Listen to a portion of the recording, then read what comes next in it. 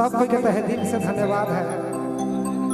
हमरे के कुलदेव भाई हमरे के बराबर बुलाए ना, भाई के भी तहे दिल से शुक्रिया है।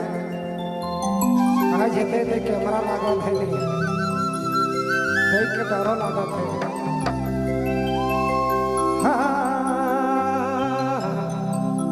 तेरे ये रे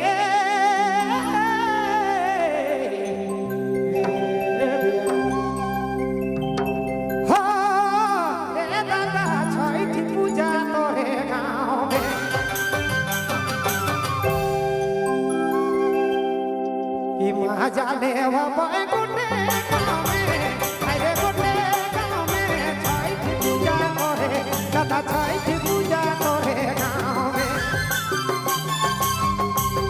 अरे आयो फलक गुटे गाँव में छठ पूजा करे, दादा छठ पूजा करे गाँव में।